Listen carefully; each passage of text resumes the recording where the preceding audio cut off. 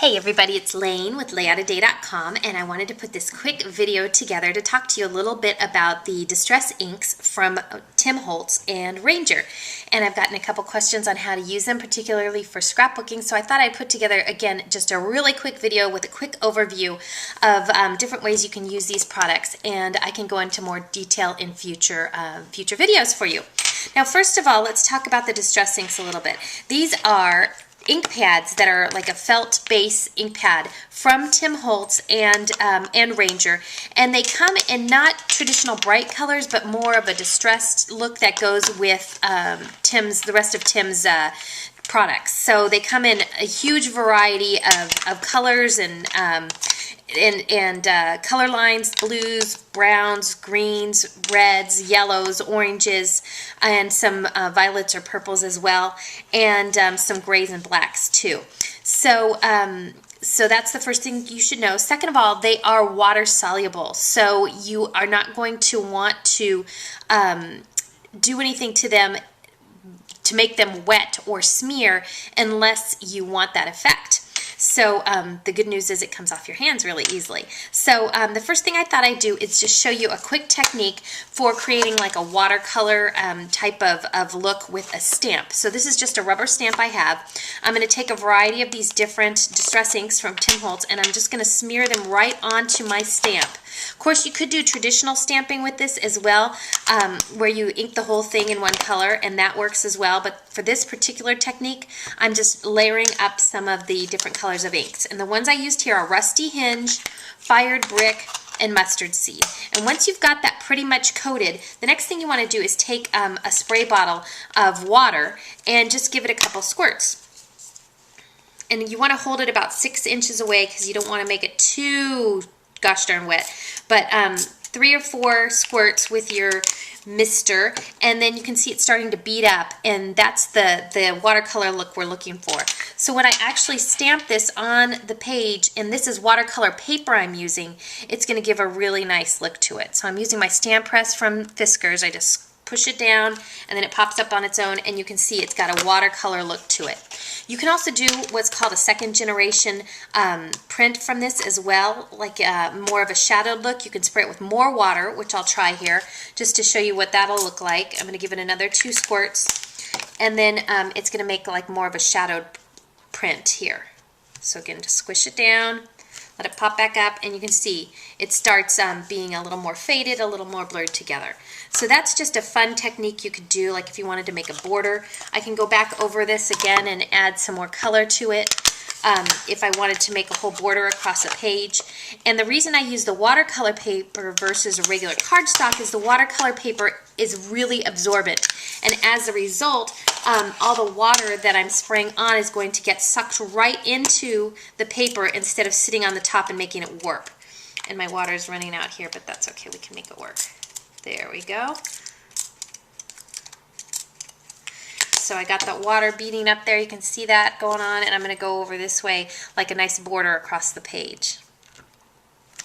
And the watercolor paper that I like is the Canson, and I just picked it up in a pad from the craft store, and I think it was on sale for $2.99 for a sheet of 10s. And it's acid free, so you don't have to worry about using it in your scrapbooking if you're concerned about the archival quality of it. So I'm going to go right off my page here on this edge here and make this nice border going across. And then I can use this. Actually, that one didn't turn out so well, so I might cover that up or trim it off or something. But this would make a great background for a scrapbook page. So I might do that and show you the results on that. So that is one technique. Okay, now I'm going to show you some other techniques for using the Distress Inks. I've got 3 stamps that images that I stamped just from the same image.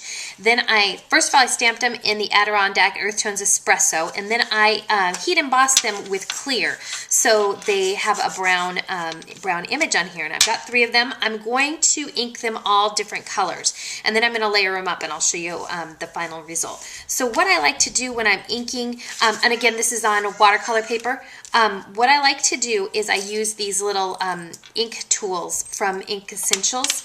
And the way I use them is they have little foam pads on the bottom.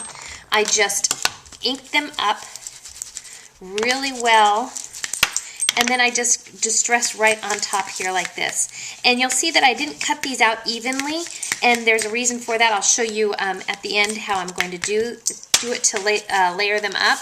So I'm going to do one of these in each color. I'm going to do the edges a little bit more. I could go back in with another tone of ink, but I want to keep this simple for you beginners who maybe only have a few of the ink pads from TIm Holtz. And the nice thing about these is the colors that he's chosen work really well together, so you can use pretty much any color with any other color. So there is the fired brick one. Now I'm going to go, first I'm going to wipe off my little fingers here so there's no cross-contamination. I'm going to go in with the rusty hinge, and this is a new foam pad. So I want to get a lot of ink on there. And you can see this is more of an orange tone that I really like. It works really well with the fired brick and some of the other ones as well. And I'm just going to cover the whole thing here, because what I'm going to do is trim each of these flowers to different sizes and layer them up for a page embellishment. So I'll show you that at the very end. I love this stamp too. It's from Hero Arts. It's really a pretty one. Okay, so there's the rusty hinge. And finally, clean off my fingers again, we are going to do one with the mustard seed. And you'll notice I have different ink tools for each one of these. You don't want to use the same tool for every one, because the colors will end up getting muddied and contaminated, I guess you could say. So here's the last one. I just keep layering till it is the consistency or the color that I like. You can make it darker, you can make it lighter. Again, I could go in with a different color and do the edges, but for this one I want to keep it really simple. Okay, so let me cut these out and I'll be right back. Okay, so you can see here, I'm going to do a little bit of a close-up so you can see it a little bit better. I've layered up those flowers. I cut them out with what I hear is called fussy cutting, where you trim around all the edges, and then I layered them up and put some pop dots in between, just for a fun effect. I'll probably put some stickles up here on the top, and I'll add this as an embellishment on my page. I did do this on watercolor paper, but you could easily do this on regular cardstock since I did not spray it with water. You don't have to worry about that water pooling up. If you wanted to spray it for that watercolor effect, then you would probably want to do it on a more absorbent paper like the watercolor paper. So those are just some tips. I'll probably do some more videos if you have specific questions on anything, but I want to do a page with this and get back to you with my finished layout. So here's my finished layout. Isn't she lovely? You can see I used the first page we did as the matting for the photo, and I added a little bit of the red fired brick around the edges, and then put that beautiful flower right on top there as a focal point embellishment, and added some stickles to the middle. It's a little more of a distressed look. The watercolor really gives it a soft look, so that's what I went for with this page, using some distressed basic gray yellow paper behind. So that's it. Hope you like it.